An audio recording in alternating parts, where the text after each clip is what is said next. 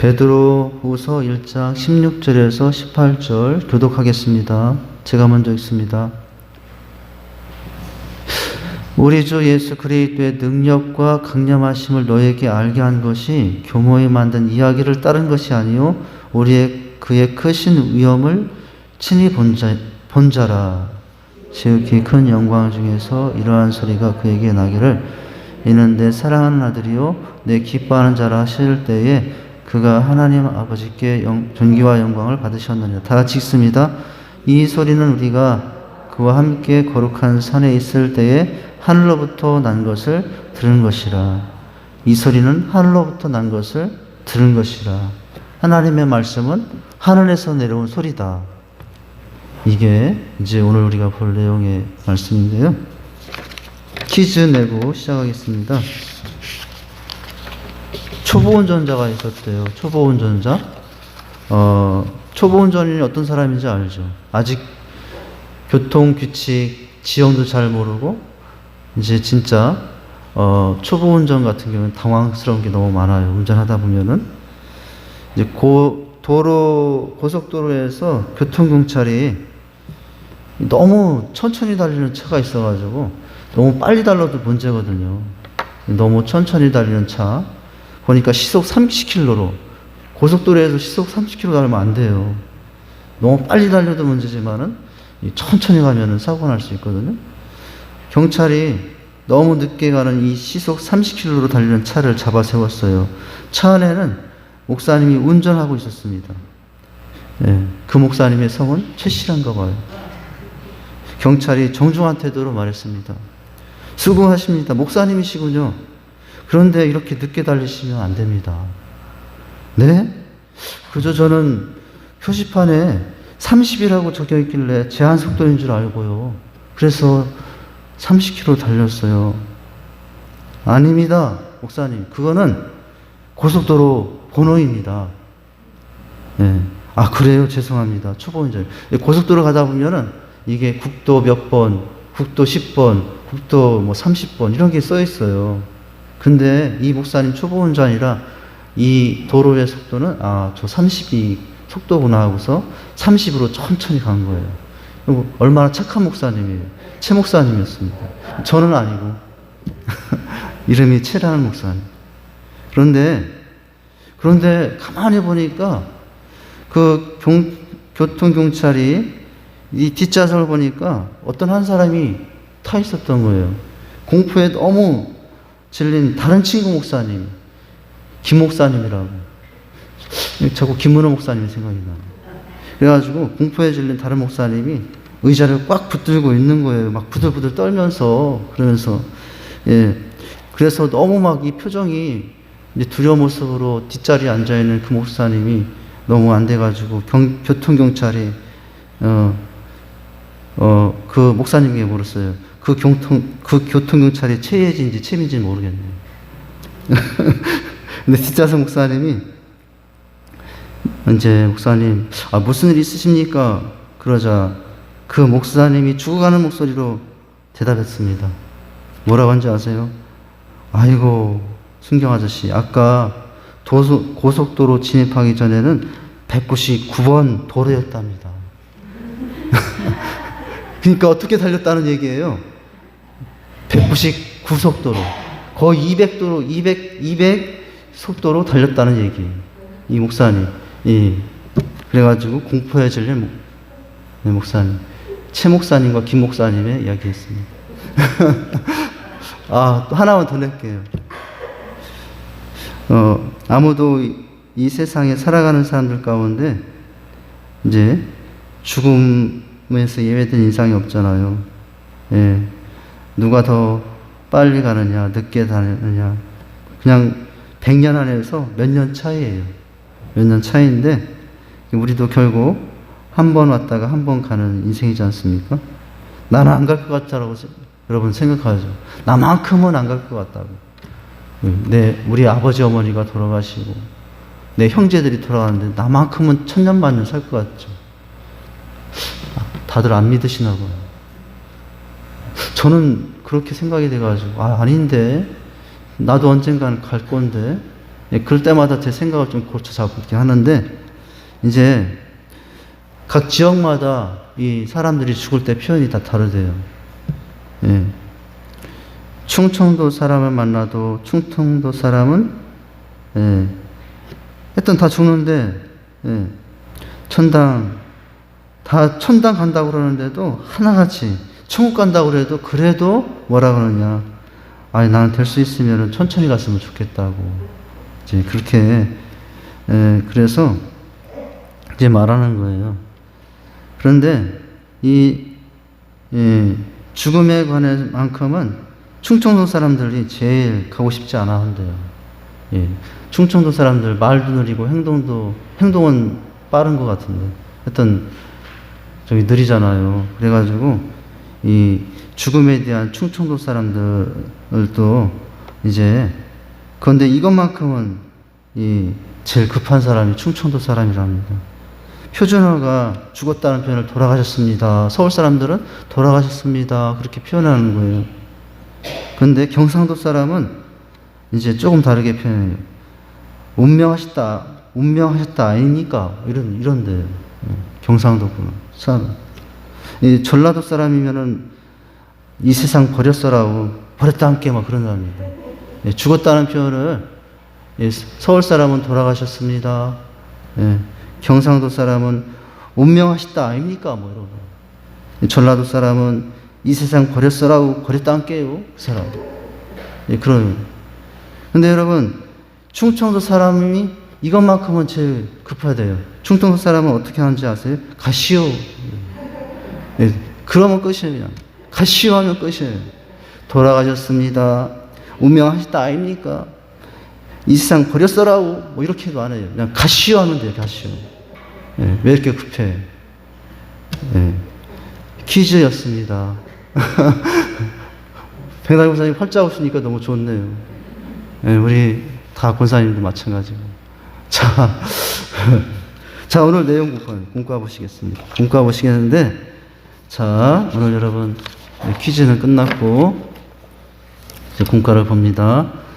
성경의 성격에 대해서 우리가 보고 있는 중에요. 세 가지의 아닙니다, 아닙니다, 아닙니다. 마지막은 입니다. 이런 내용이에요. 우리가 지난주에 이어서 보면은 성경의 성격에 대해서 성경은 첫째 백과사전은 아니다라고 그랬죠. 그러니까 백과사전이 아니다라는 것은 창세로부터 요한계시록까지 한 시간 한 해도 빼놓지 않고 이제 뭐예요? 다 기록한 그런 책은 아니라고요. 그런 책은 아니고, 자, 두 번째 우리가 지난주에 이제 율법전서는 아닙니다. 여기까지 보고 있는 중인데요. 자, 그리고 두 번째, 오늘 세 번째 볼 내용은 성경은 암호문이 아닙니다. 예. 백과사전도 아니고, 두 번째 율법전서도 아니고, 세 번째 암호문도 아니고, 자, 네 번째는 그러면 뭐냐? 성경은 진리의 책입니다. 이런 내용에 대해서 이제 보게 되는데요. 자, 성경은 율법전서가 아니다라는 내용은 어떤 의미가 있는 것일까요? 자, 첫 문장부터 보시면 이렇게 설명이 되어 있죠. 성경은 모든 법과 가치책의 기초로서 우리를 성숙한 그리스도인이 되도록 인도하는 하나님의 율법이요 규범이니라. 그죠? 모든 법의 기초, 이제 그 성경 자체가 모든 법의 전체는 아니다라는 거죠. 성경의 율법과 규범을 통해 우리는 하나님을 하나님답게 섬기는 방법을 배웁니다. 그리스도인이 그리스도인답게 자신의 삶과 인격을 형성하는 법을 배워요. 율법전서는 아니라는 거예요. 시콜콜한 모든 법의 내용들을 다 기록한 책은 아니죠. 그러니까 여러분 성경에 우리가 국민학교에서 배우는 윤리, 도덕 그런 모든 내용들이 하나하나 일일이 뭐 되어 있습니까? 그런 거 그렇게 자세하게 기록되어 있진 않아요. 기초와 뼈대, 줄거리들을 기록하고 있어요. 자, 주로 기록하는 내용은 하나님을 하나님께 섬기는 방법, 그리고 자신의 삶과 인격을 그리스도인답게 형성하는 법을 어디에서 찾을 수 있어요? 성경에서 찾을 수 있어요. 자, 그것은 우리를 하나님의 뜻 안에 거하게 하여 죄로부터 멀어지게 하고 그리스도로 충만하여 성령의 능력 안에 관한 삶을 살게 합니다. 그렇지만 뭐예요? 그렇다고 해서 성경을 우리의 삶의 세실한 부분까지 상세하게 규정한 율법 전서라고 말할 수는 없어요. 세례할 때는 허리를 몇 도로 굽히고, 인사할 때는 얼굴 표정을 어떻게 하고, 이렇게 만약에 예절 규칙에 있다. 성경은 그런 세부적인 항목까지 기록한 책은 아니라고요. 세부적인 사항을 규정한 율법전서라고는 할 수 없어요. 자, 그러면 뭐냐? 성경은 우리 삶의 자유를 침해하고 제약하는 법전이 아니라 뭐예요? 우리를 향한 하나님의 지고의 사랑을 담은 은혜의 책이다. 이것이라는 거죠. 물론 성경에는 우리의 자유를 제약하는 여러 가지 하지 말라의 내용도 있죠. 그러나 성경은 하라는 명령도 사랑을 하기 때문에 주신 명령이요. 하지 말라는 명령도 왜 주신 거예요? 사랑하기 때문에 하지 말라는 명령도 주신 것이죠. 그래서 성경의 모든 내용은 뭐예요? 사랑에 관한 이제 은혜의 책이라고 할 수 있습니다. 그것의 절정을 하나님 사랑, 이웃 사랑이잖아요. 자, 그것의 절정을 수직, 즉 하나님 사랑, 수평, 이웃 사랑이 교차하는 예수님의 십자가 사랑을 통해 잘 나타나고 있습니다. 성경이 어떤 자유를 침해하는 법전이 아닌데 지고의 사랑을 담은 책인데, 지고지순의 가장 큰 사랑, 지고의 사랑은 십자가 사랑이지 않습니까? 이 땅에서 십자가 사랑을 능가할 사랑은 없죠. 십자가 그 사랑만큼 능력 있는 사랑도 없죠. 예수님의 십자가 사랑이 가장 큰 능력이고 가장 크신 은혜지 않습니까? 자, 예수님의 이 십자가 사랑을 통해서 잘 나타나 있다라는 거예요. 따라서 우리는 먼저 찾을 줄 알아야 하며, 성경의 문자가 아닌 성경의 답이 담긴 하나님의 뜻과 의지가 먼저 생각해낼 줄 알아야 된다라는 거죠. 자, 그래서 성경을 율법 전서처럼 어떤 법이나 규칙을 제약하는 그런 법전처럼 생각할 것이 아니라 뭐예요? 그런 규칙이나 어떤 세부 사항들을 찾아내는 것이 아니라 성경에서 뭘 찾아내는 것입니까? 하나님의 뜻을 찾아내고 하나님의 의지를 찾아내고 하나님의 사랑을 찾아내는 거죠. 성경을 읽으면서 우리가 해야 할 일이고 큐티하면서 우리가 해야 할 일이죠. 자, 성경은 그래서 뭐가 아니라고요? 율법전서가 아니다. 자, 첫 번째는 백과사전이 아니고 율법전서이고, 또한 우리가 3번처럼도 오해할 수 있는데 꼭 성경은 아무문 같다라고도 오해할 수 있는데 그것도 아니라고요. 성경은 무엇이 아니다? 아무문이 아니라는 거예요. 자, 첫 문장입니다. 인간의 지식으로는 모든 성경의 진정한 의미를 깨달을 수 없다는 점을 확대 해석하여 성경을 그릇되게 사용하는 경우도 있다는 거예요.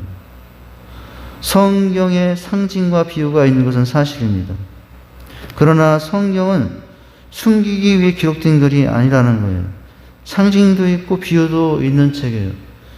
예수님은 비유가 아니고선 말씀하지 아니하셨다라고도 하셨거든요. 왜냐하면 비유와 상징은 우리에게 듣는 대로 바로바로 깨닫게 해주고 각인시켜주는 역할이기 때문에 그래요. 예수님께서 만약 비유와 상징을 표현하지 아니하고 말씀하셨다면 예수님의 많은 그런 말씀들이 우리에게 깨달음으로 다가오고 정말 우리 심령 속에 밝히 이렇게 다가오는 말씀들은 되지 못했을 거예요. 자, 그러나 뭡니까? 그러나 성경은 숨기기 위해 기록된 글이 아닙니다. 성경은 밝히 보여주기 위해 기록된 글입니다. 성경에는 계시록과 같이 상징적 성격을 띤 글도 있지만은 대부분의 말씀은 역사서, 또 이야기, 편지, 시, 사실, 묘사 등과 같이 일반적인 문헌 양식으로 기록되어 있어요. 그러므로 성경을 마법처럼 대하거나 비밀 문서처럼 풀려는 태도는 대단히 위험한 자세다라고 하는 거예요. 성경을 우리가 열심히 묵상하고 읽으면서 하나님의 뜻과 또 하나님의 의지가 무엇인지, 하나님의 사랑인지 무엇인지를 잘 찾아내고 또 적용하고 또 그 말씀 붙잡고 살아야 되지만, 성경을 마치 비밀 문서를 푸는 것처럼 대하는 태도는 위험한 자세다라는 거예요. 물론 성경에는 뭐가 있다고요? 상징적인 언어를 통해 하나님의 뜻을 제시한 경우가 많아요. 그러나 그것은 궁극적으로 숨기기 위해 기록된 것이 아니라 밝히 보여주기 위해서 기록된 것이에요. 여기에는 한 가지 중요한 전제가 있는데, 그것은 이해하기 어려운 성경 구절이든 아니면 역사, 이야기, 편지, 시, 사실, 묘사 등과 같이 일반적인 문헌의 양식으로 기록된 이해하기 쉬운 성경 구절이든, 어디 어려운 성경 구절이든 이해하기 쉬운 성경 구절이든 성경 해석의 주도권을 철저히 누구께? 철저히 성령님께 맡겨야 된다는 거예요. 예, 성경 해석의 주도권. 이게 무슨 말인가? 물론 내가 관찰, 해석, 적용을 하면서 말씀의 뜻을 깨닫고 적용하라고 애쓰지만은, 이제 누구의 인도함 받으면서, 성령의 인도함 받으면서 이제 성령의 조명하심과 이제 밝혀주심이거든요. 성령의 조명하심과 인도하심에 따라서 성경 안으로 들어가야 된다. 왜요? 성경은 누구의 감동으로 기록된 책이기 때문에, 성령님의 감동으로 기록된 책이기 때문에, 기록할 때도 성령의 감동으로 기록되었다면 읽을 때도 무엇으로 읽어야 돼요? 성령의 인도하심으로 읽어야 되는 거죠. 또한 더 나아가서는 성경을 적용함에도 성령의 인도하심을 따라서 성령의 힘을 덧입어서 적용해야 되죠. 기록할 때도 성령께서 주장하셨고, 그것을 읽고 해석할 때도 성령의 도우심을 받아야 되고, 그것을 깨달은 말씀을 내가 가지고 생활 속에서 실천할 때도 누구의 도우심을 받아서, 성령의 도우심을 받아서 우리가 또 실천해야 되겠죠. 자, 오직 성령님의 조명하심과 인도하심에 따라 성경의 세계 안에 들어갈 때만 비로소 말씀을 통해 계시하신 하나님의 뜻과 의지를 깨닫게 된다. 그렇지 않다면 인간은 성경의 진리 안으로 단 한 걸음도 전진할 수 없다. 따라서 성경을 마치 마법서처럼 대하거나 비밀 문서처럼 풀려는 태도는 대단히 위험한 자세를 할 수 있다. 자, 세 가지가 아닙니다. 백과사전이 아니고 율법 전서가 아니고 암호문이 아니다. 물론 암호문처럼 보여서 이해하기 난해한 구절도 많습니다. 그렇다면은, 그래서 우리가 찾고 연구할 때도 있는 것이고, 그러나 그것은 오직 성령 안에서 되어져야 될 일이다. 그렇다면 성경은 어떤 책인가? 네 번째, 마지막 결론이죠. 성경은 진리의 책이다라는 거예요.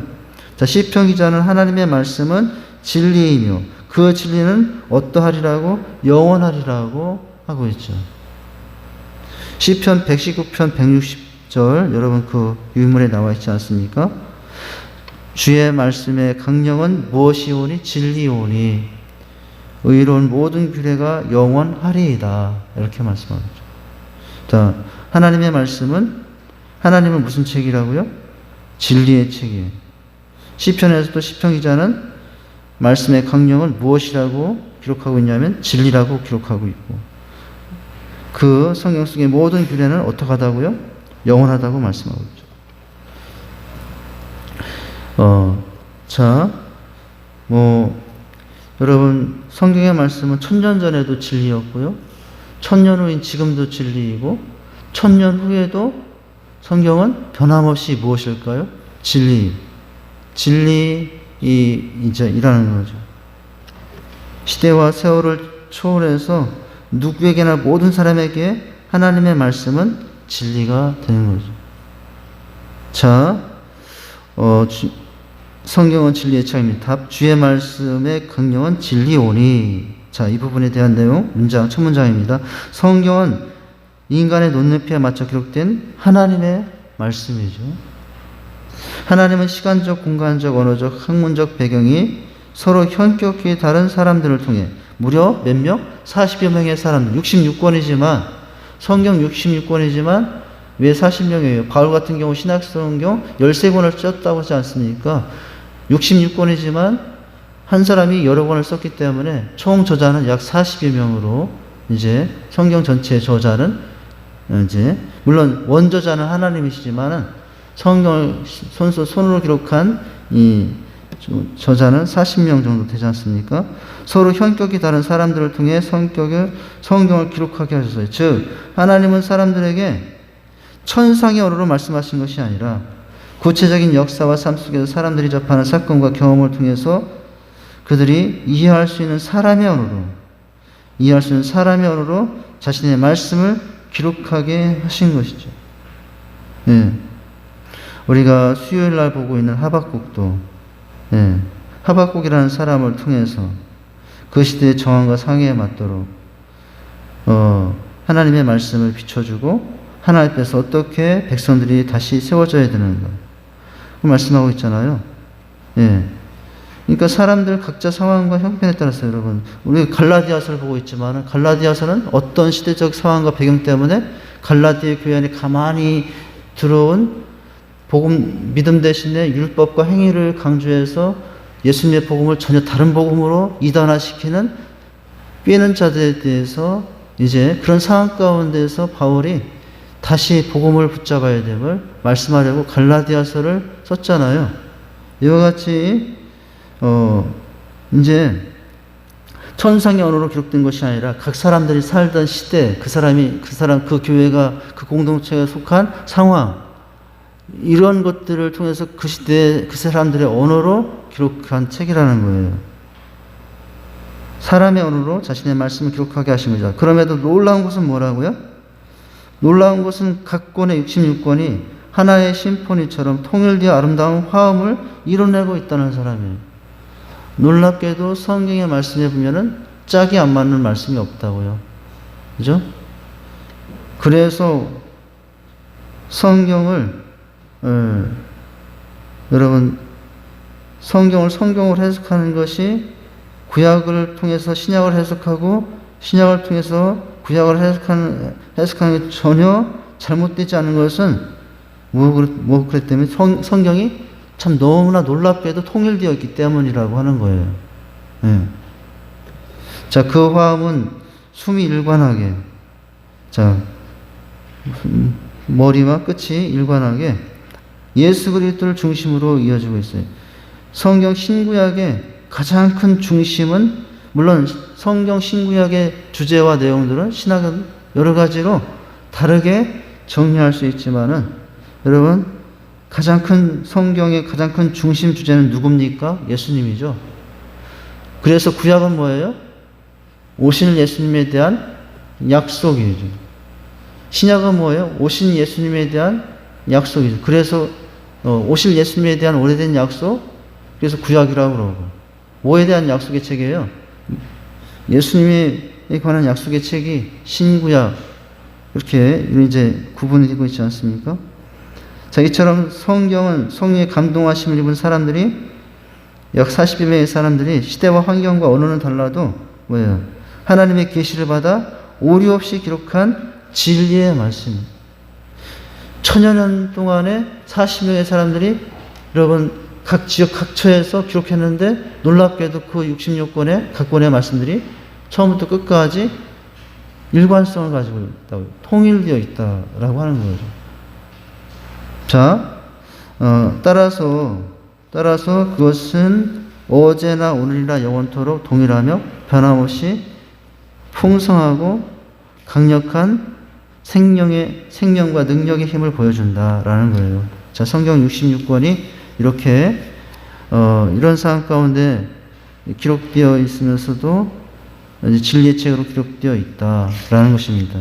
그런데 자, 이 4번과 관련해서 볼 내용은 세 가지거든요. 성경은 진리의 책인데 어떤 형식으로 어떤 내용들을 가지고, 첫 번째 동그라미 1번, 성경은 진리의 책인데 어떤 책이에요? 계시적이다라는 거예요. 동그라미 1번. 성경은 진리의 책인데 중간에 동그라미 2번, 보편적이다라는 거예요. 성경은 진리의 책인데 동그라미 3번 맨 밑에 성경은 필요를 충족시켜 준다는 거예요. 자, 그러면 동그라미 1번부터 성경은 계시적이다라는 부분과 관련해서 진리의 성경 진리의 책이지만 계시적이다. 자, 성경은 인간이 꾸며낸 종교적 신화가 아니라 성령의 영감으로 쓰여진 하나님의 계시라는 거죠. 우리가 시작할 때 읽었던 베드로 후서 1장 16절 18절 성경은 뭐라고요? 성경의 소리들은 하늘에서 내려온 소리들이에요. 성경이 하나님의 소리, 성경이 소리라고도 할 수 있지 않습니까? 하나님의 소리, 하나님의 말씀이라고 할 수 있는데 계시적이다. 즉 하늘에서 나옴을 들어서 기록한 것이다 라는 거죠. 자, 여러분 말씀 한번 다시 제가 읽어드릴게요. 우리 주 예수 그리스도의 능력과 강림하심을 너에게 알게 한 것이 공교에 만든 이야기를 쫓은 것이 아니라, 여러분 이게 우리가 공교에 만든 이야기가 성경이 아니라고요. 공교에 만든 이야기를 쫓은 것이 아니요 우리는 그의 크신 위엄을 친히 본 자라. 지극히 큰 영광 중에서 이러한 소리가 그에게 나기를 이는 내 사랑하는 아들이요 내 기뻐하는 자라 하실 때에 저가 하나님 아버지께 존귀와 영광을 받으셨느니라. 이 소리는 우리가 저와 함께 거룩한 산에 있을 때에 하늘에서 나음을 들은 것이라 라고 했죠. 답을 보시면 다시 한번 읽었는데 뭡니까? 우리 주 예수 그리스도의 능력과 강림하심을 너에게 알게 하는 것이 공고에 만드는 이야기를 쫓은 것이 아니요 우리는 그의 크신 위엄을 친히 본 자라. 하늘로서 나온 것을 본 자라. 18절에서는 거룩한 산에 있을 때 하늘로서 나옴을 들은 것이라. 이게 계시라는 거예요. 계시. 자, 성령께서 다음 장면 태초의 창조 사역과 십자가 구원 사역뿐만 아니라 무슨 사역? 성경의 집필 사역. 약 1000년 동안 40명에 의해서 집필된 이 집필 사역도 누가 직접 참여하셔서 하신 것이라고요? 성령께서 직접 참여하셔서 하신 것이라고요. 그러니까 이거는 이걸 착각하면은 바울에게 여러분 뭡니까? 어느 나타나시고 너는 내가 불러준 대로 그대로 써. 그러고 로마서 써. 이게 이렇게 쓰신 건 아니라고요. 갈라디아서 내가 이렇게 할 텐데 너희가 지금 뭐예요? 너 가만히 그냥 내가 듣는 대로 듣기만 기록해. 이렇게 해서 갈라디아서가 써진 게 아니라고요. 갈라디아서가 써진 것은 갈라디아의 상황에 맞도록 사도 바울이 권면할 내용들을 하나님의 감동으로 받고 그대로 감동해서 전해서 전달된 편지거든요. 그것은 그 뒤에서 누가 하나님이 바울을 통해서 말씀하셔서 깨닫게 하셔서 어떻게 복음으로 다른 복음이나 복음만을 쫓아야 되는지를 하나님께서 말씀하셨다고 할 수 있습니다. 바울이 말한 거지만은 그 뒤에 하나님은 바울을 통해서 갈라디아 교회 성도들에게 말할 수 있다고. 하박국이 말하고 있지만 하나님은 하박국을 통해서 하나님이 그 시대 이스라엘 백성들에게 직접 말씀하신 것이 하박국이라고요. 성경의 인간 대리자들은 성령에 의해 감동을 받고 하나님의 말씀을 증언하였던 것이다. 성경의 집필 과정에서 성령님과 인간 관계는 이제 2장에서 봤죠. 자, 이처럼 성경은 인간이 꾸며낸 종교적인 신화가 아니라 왜요? 성령의 영감으로 쓰여진 하나님의 계시다라는 거예요. 자, 이제 성경을 보면 확정할 수 있는데 그 밑에 유인물에 출애굽기 17장 14절 있지 않습니까? 여호와께서 모세에게 이르시되 이것을 책에 기록하여 기념하게 하고 여호수아의 말에 귀에 외워 들리라. 출애굽기 34장도 있네요. 여호와께서 모세에게 이르시되 너는 이 말들을 기록하라. 내가 이 말들의 뜻대로 너와 이스라엘과 언약을 세웠습니다. 이제 가서 이방 앞에서 서판에 기록하여 책에 써서 후세에 영영 읽게 하라. 자, 여기서도 이제 이것을 확인할 수 있습니다. 다음 첫 번째는 계시적인 것이 성경이다. 그리고 두 번째는 보편적인 것이다. 성경은 문화와 환경, 시대와 가치관, 국경, 인종을 초월하여 이 세상 모든 인류에게 구원의 빛을 제공하는 진리의 말씀이죠. 여러분, 성경이 기록된 시대의 문화는 이스라엘이에요. 성경이 기록될 때의 시대는 여러분 뭡니까? 이제 남북 이스라엘 시대 창세기로부터 이제 그 시대죠. 그 지역의 가치관, 여러분 유대인들 그들 세계 속에서 일어난 일을 기록했지만, 그래서 그 책은 유대인들에게 또 그 환경 가운데, 그 문화 가운데 있는 사람들에게만 주어진 책은 아니라고요. 모든 인류에게 다 적용될 수 있는 보편적 그런 권면의 말씀이라고요. 로마서 1장 16절입니다. 내가 복음을 부끄러워하지 않으니 이 복음은 모든 믿는 자에게, 누구예요? 이 시대에 사도 바울이 살던 그 시대에 유대인들이나 이방인들, 크게 나누면 그 시대 사람들은 유대인과 이방인이 있잖아요. 자, 그러나 뭐예요? 그 시대에 사도 바울이 이 말씀을, 복음을 전했다고 해서, 자, 로마서 1장 16절이 이 말씀이 그 시대에 2000년 전에 돌아가서 그 시대 속에 있는 이방인들과 유대인에게만 적용되는 말씀이 아니라 지금 2000년을 넘어서, 지역을 넘어서 이곳 대한민국에 살고 있는 2022년도에 살고 있는 우리에게도 적용될 수 있는 말씀이라고요. 자, 이 복음은 모든 믿는 자에게 구원을 주신 하나님의 능력이라. 첫째는 유대인에게, 또한 할례인에. 자, 뭐예요? 보편적인 것이다. 그 시대에 쓰였으면, 그러니까 2000년 전 그 시대에 할 말씀이지, 2000년이나 지금 이 시대에는 새로운 진리를 가지고 말해야지. 이게 하나님의 말씀은 그것이 아니라고요. 그렇게 될 것은 아니라고요. 복음은 모든 민자의 구원을 주신 하나님의 능력이 됩니다. 자, 다 밑에 보면은 그리스도인에게 있어서 성경은 문화와 환경, 시대와 가치관, 국경과 인종을 초월해. 저 유대인 이스라엘에 쓰여졌지만 아프리카 사람에게도, 저 남아메리카 사람에게도, 또 우리 아시아 사람에게도 다 적용이 될 수 있는 보편적인 말씀이라는 거예요. 인종을 초월해서 하나님과 친밀한 만남이 이루어지는 것이다. 성경은. 여러분, 이 성경을 가지고 저 아프리카 한 아이가 은혜 받고 눈물 흘리고, 저 미국의 한 아저씨가 은혜 받고 눈물 흘리고, 대한민국의 또 어느 한 시골 마을에 할머니가 은혜 받고 눈물 흘리고, 네, 똑같은 내용이에요. 이게 보편적인 것이라고요. 자, 인종을 초월해 하나님과의 친밀한 만남이 이루어진 곳이 성경이에요. 하나님은 성경을 통해 역사를 초월해 모든 세대의 모든 인종의 사람들에게 살아있는 목소리로 말씀하고 있다. 여러분, 이 성경은 글로 지금 보여주고 있지만은 여러분 믿음의 영적인 귀로 들으면 하나님의 소리예요. 하나님의 음성이 하나님의 말씀이에요. 지금 나는 녹음기를 가지고 갔잖아요, 사실은.